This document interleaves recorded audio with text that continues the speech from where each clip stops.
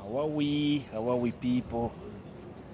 This is week 36, synopsis 8. We have 2 more synopsises to go, people. Which together, you know how time flies. But we've had a good run.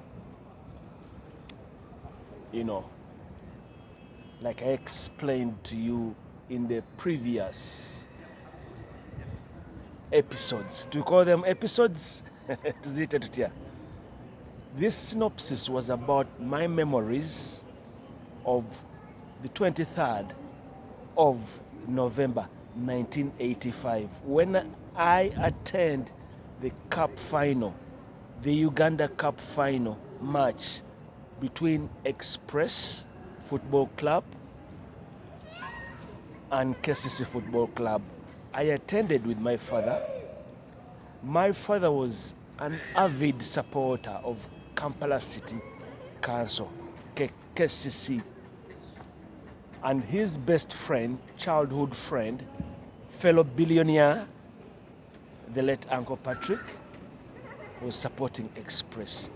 But on the cup final, my dad had crossed over and was supporting Express. Mkwano gwabanji. Very ironic.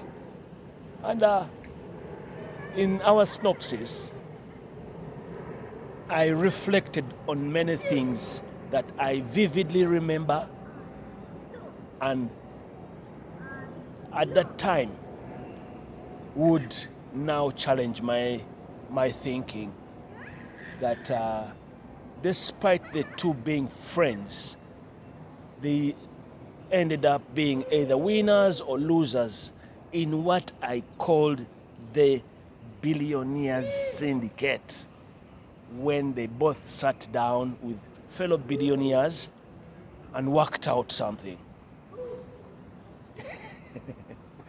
Business is business, you know.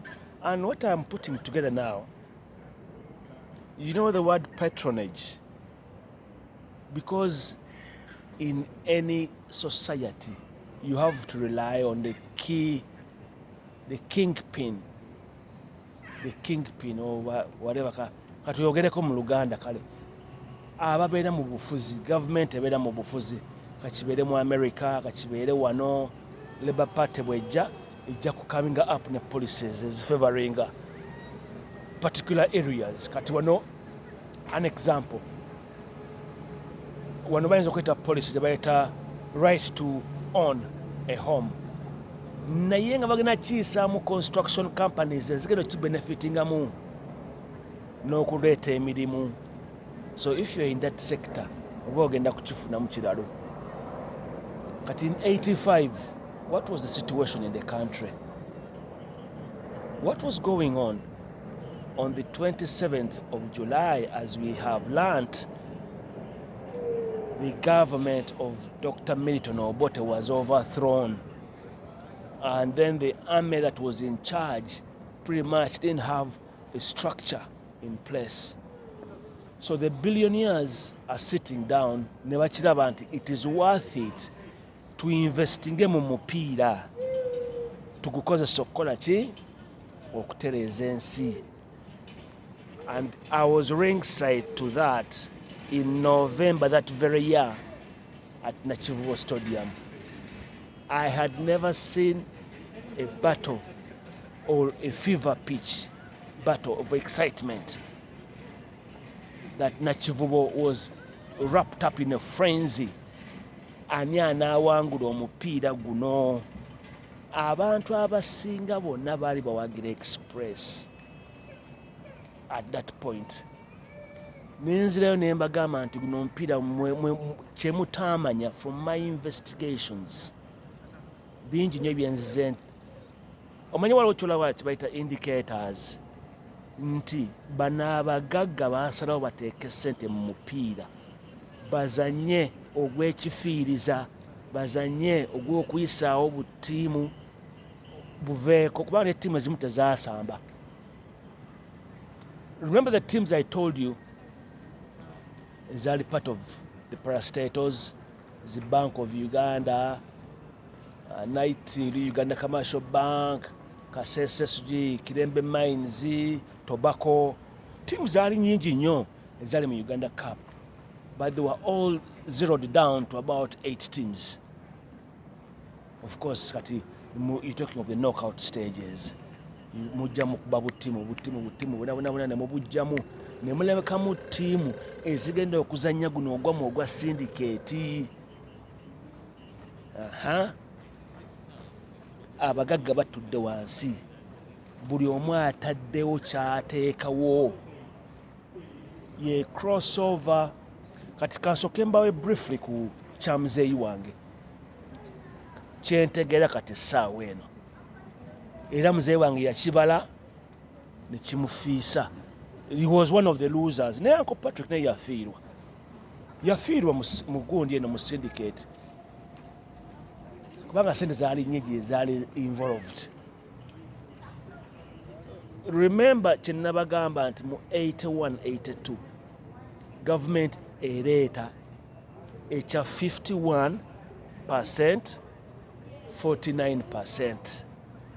All state-owned corporations ezaali mu maama wange, mukuba maama wange yakolanga mu UDC. So do you see where the conflict was? Nti my dad was privy to a lot of inside information courtesy of my mom. Kubanga bwe baatuulanga mu meetings ziri eziri top level, ezitambuza ssente, ezitambuza decisions, ezitambuza ki, nga muzeeyi wange abifuna inside information.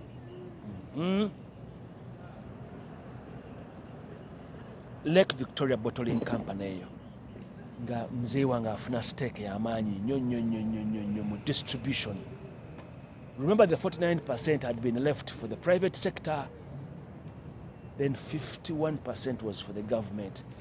Kati either alabika yakiryanga side bbiri ne bbiri, yafunanga mu government shares kubanga my mom would give him intelligence of what is happening, and also he had bought stakes. Era nembagamba nti regional distribution eya central yali ya muzeeyi wange. How much money are you talking about there? Naye bwe tutukira mu 85 n'ebyaliwo agenda kuluzinga stake eyo. We are talking of 85, bannange sagala mugambe nti njogera ku bya 92 nga batunda Lake Victoria Bottling Company. No, ebyo birala, ebyo twabyogerako. But we talk about 85. Kubanga sente zaatambulanga mu bintu bingi, mu mmwanyi, emmwanyi n'ebyamaguzi, ekikubo ng'ekyo. Bakibanda boys baatinka nnyo nga government ya Museveni ezze. But around that time we had the black market, okugula $.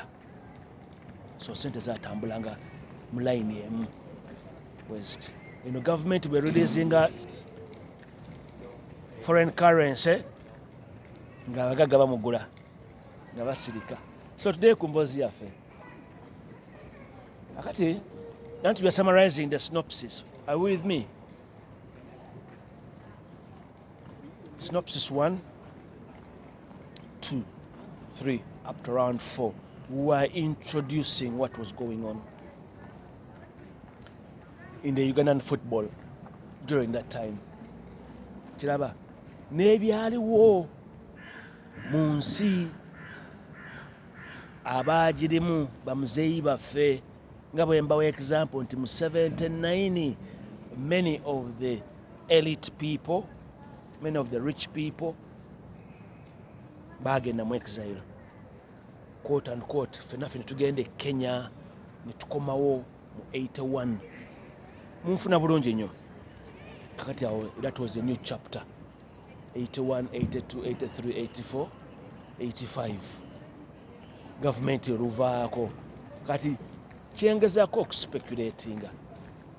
Hadn't the government changed, there was no need to have a stronghold on football. Yali teriiwo etagisa kubanga even ku lwange kyendaba Uncle Patrick okumulonda kuba chairman yali talina kyamaanyi kyabwetaagisa. But as a businessman, he felt probably attaching himself to football. Okay, omupiira yagulimu. Sijja kugamba nti yayitagwagala. Even my dad was in football as one of the patron supporters. But the question is left unanswered. Why football? Kiva mu July government kasita yakyuka. Akati kyenzijjukira ekyaliwo nabagamba nali ku ssomero. I was at school in my primary 5, and then we hear a stampede, we hear cars opening, we hear bullets outside the school, and then the next thing we had so many students at Buganda Road who were, whose parents were in the government, whose parents were in the army. Very powerful people. You're talking of generals, majors, brigade, whatever. Kati ne bajja ne bano n'abaana baabwe era abasinga bonna tetwaddamu balaba. Kiraba. Sooner or later, Express Football Club has to organize elections. Twabyogerako mu synopsis ezasooka. But the culmination of that was that despite different camps in Express, they end up approving the election of Patrick Kiwanuka on the premise until he could navigate the waters. Kubanga kati yanamanya abagagga abangi, he could bring everybody on the table. That's my conclusion there. That's my conclusion. I'm not saying that he was brought in to bring other billionaires on the table. No, he had friends before football. He had, he was doing his own things and all that. But between July and November, a lot happens in football. Era bagamba nti that Uganda Cup by November, it was clearly a walkover for Express. Express nga when twa discussing, Express yalina okusinga hook or crook. Are we together? So that's where we are now. Kakati syndicate nga bagibeeramu bonna abagagga abagirimu. Kati I cannot speak on the side of other billionaires, but I can only speak on the side of my father. Okay? With his good background in auditing and finance, he was on the table of the syndicate. Nfuna bulungi nnyo. Era on the 27th November 1985, omupiira gugenda okuggwa nga he's on the losers, abataddemu ssente mu mupiira, that he ends up losing his stake in Pepsi Cola, Lake Victoria Bottling Company. Awo tutegeddewo bulungi nnyo. But in the very same year, my mom, having privy to information, my mom working for Uganda Development Corporation, at some point they lock heads with my father. They disagree on many things because she had a lot of intelligence, a lot of information to do with what was going on. It came to a near divorce. Eyo divorce nagirabako kubanga kyenzijjukira. Twalina amaka malungi nnyo ekyebando, mugajjukira maka gaffe. We split houses. Daddy ng'abeera eno, mami ng'abeera eno. It was a brief moment. I think ebyo bibeerawo mu maka g'abantu. Bibeerawo era bibeera managed. So, but eventually things came back to me. Nze kyendaba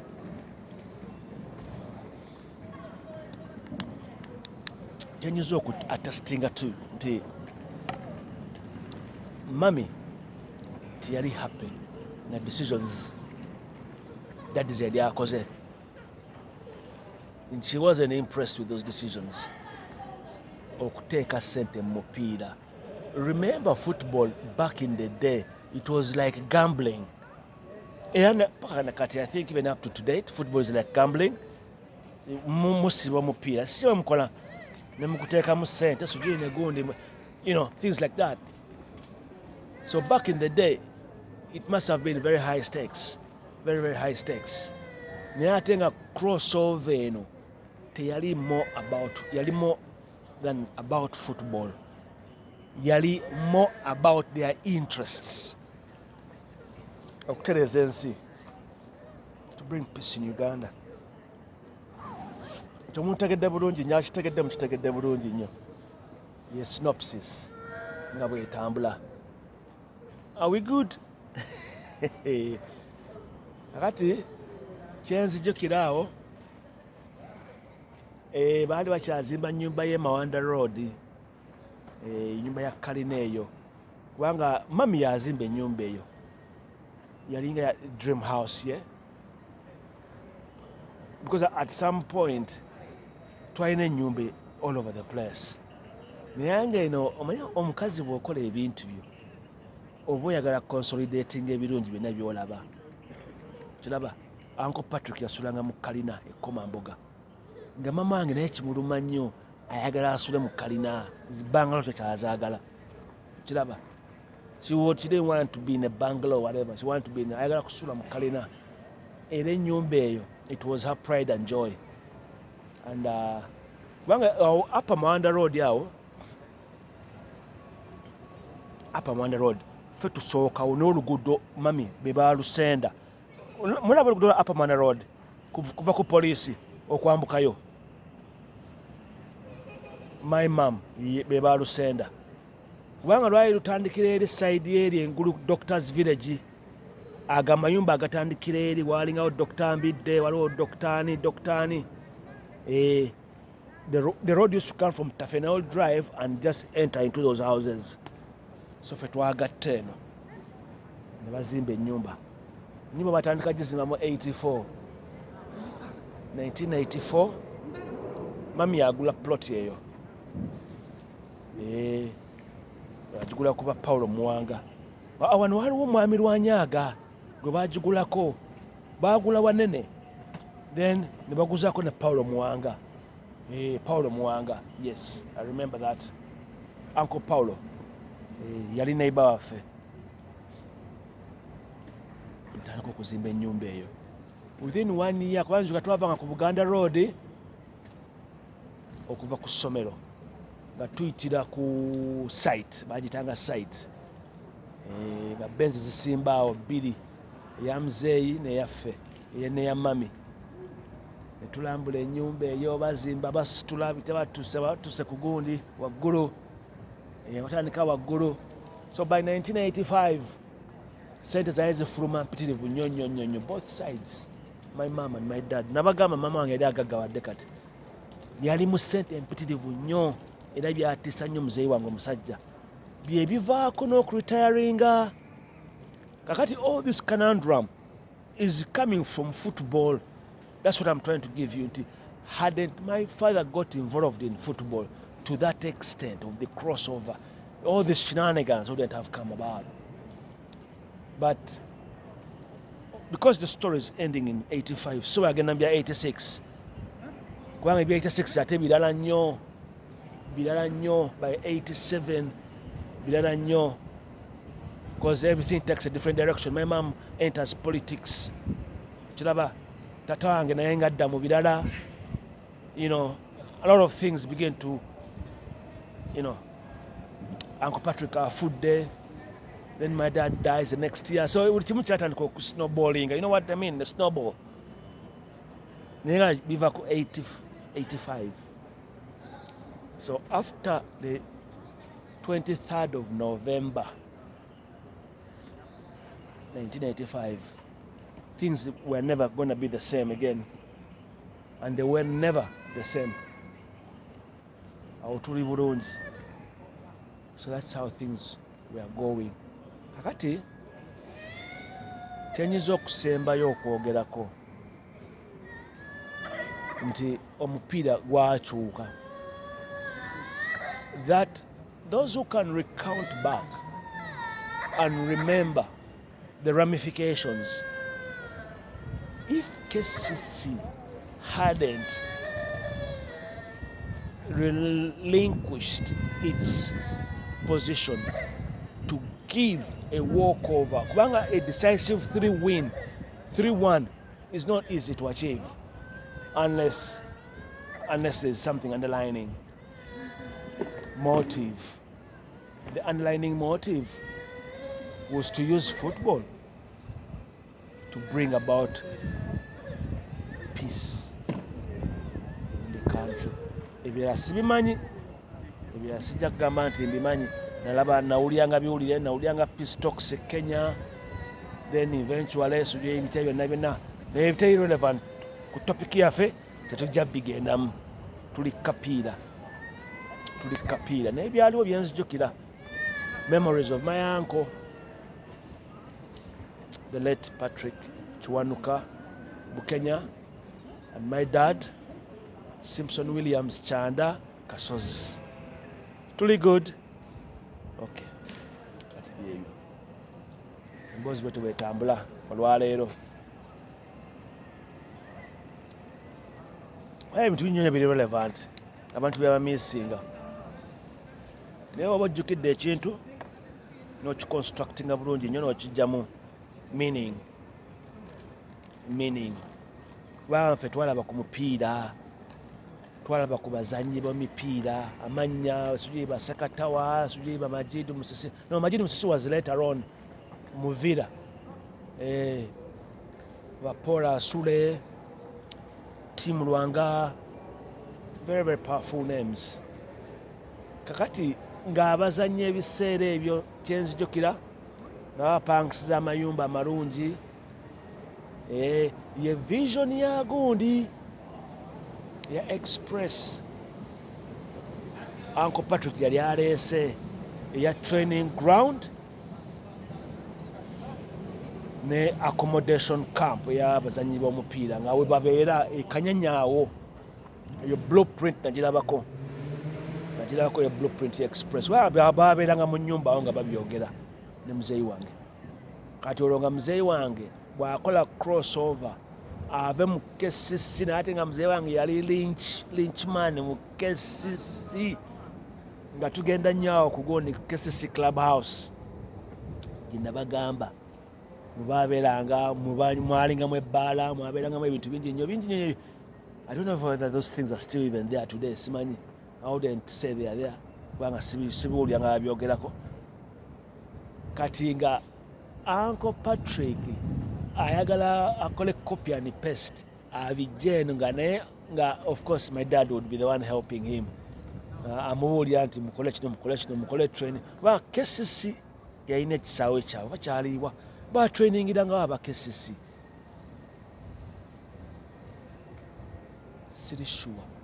Era batrainingira nga Nsambya training grounds waliwo team Nsambya naye nga wawo ebisaawe nga 2 nga 3 awe muzimbye cinema. Suje muzimbyewo cinema, muzimbyewo ki.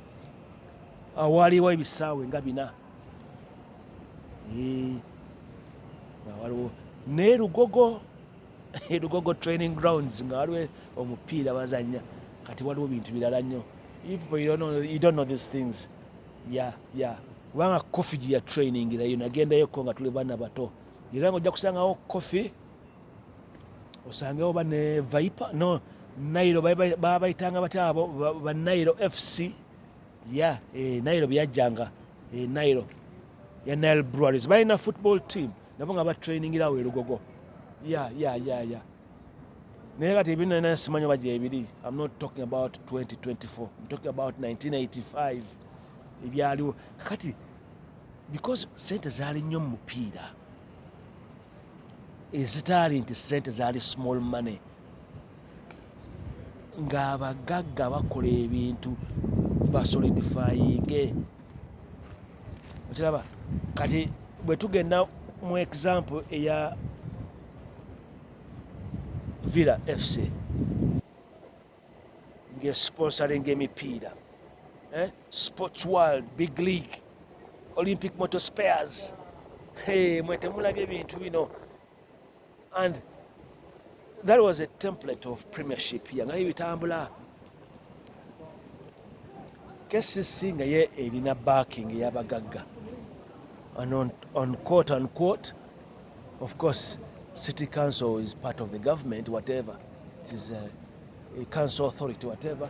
Then Express, technically Express yalinga team yali legitimate mu bantu. Ku mutima gw'abantu nti tulina football team gye tuwagira eyaffe. Naye nga kiva mu 1957 bajjolejjo ne banne be batandika tiimu eyo. So the entrenchment of Express is in the hearts of the people. Kubanga kaali kawulire ka newspaper, then ne bakola football team, then nejja nga bwe tuze tulaba mu SYNOPSIS. It was once banned, Express bagibaninga nekomawo era ebaddewo paka kati. Kati SYNOPSIS 9, we are still going to summarize. Then SYNOPSIS 10, we give our conclusions.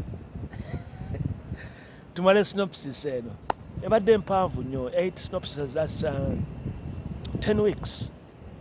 Tuli ku kintu kyekimu. I don't really do those kind of things. Naye nayagala nange netegereza ekintu kino, nkirabe ekyaliwo, nkyetegereze. So in terms of Ugandan football today, I would say Express yerina foundation. You know what I mean? Omupiira gusinziiridde ku ki? Kyekintu abantu kye balina ekibasanyusa. Kati nga bwe nagamba, kale ebyabayimbi bibeerawo, muyimbi ajja n'agenda, ba Eri Wamala twabalaba, baani bonna, niyo ekyomupiira kirina, it feeds into the psychic of the people. Kijja kikulira muli muzee awagira KCC, tuli ba KCC, whatever, batuli ba Express, jajja aliwo Express. It's like politics, you know what I mean? You know, mwabali mu politics mmanyi ebintu byenjogerako wano. Suji DP and all that, UPC, suji whatever, egumire, whatever. Mubimanyi ebintu ebingi sala byogera. Waffe tetwali mu politics ewaffe. My family was never into politics. Even my mom bw'ayingira politics ng'ayingidde ebyamucaka. Suji Resistance Council woman, ebya RC ebyo whatever, mubijjukira ebyo. Yali abiyingidde mami wange. Naye nga muzee wange amutunuulira bw'ati, bira ebintu bibeerawo mu family. And then that was it. The conversation continues next week. And then we shall be wrapping up our SYNOPSIS. Bantu bagirinze. So sagala, I wouldn't have done this one today. Ndi mukowu from yesterday's long journey to Derby. And more or less, I have this obligation. It's like a duty, you know. People demand something. Twagala storage too. You have something we are learning from. Mwige. Knowledge is wealth. Byengamba abantu nti obugagga obwange buli wamu. Being knowledgeable is different from being informed. You know A, B, C, D. But that is it. That's just the alphabet. You are informed. Naye watu tomanyi kukola sentences, kuzigatta, kuzikola ki, then you're not knowledgeable. You're not but the wiser. Munfuna bulungi. Okay, kakati mbeere bulungi, baagala nnyo. And byebyo bibeerawo. Era byebyo ebibeerawo. There is nothing new nga bwe mbagamba, teri kipya kijja kiba kyongereza ku kiri ekibaddewo. It only adds up to what is already there. Simple. The story be told, Like I always say, the untold story. The story is already there, but it's not been told. Okay? Peace.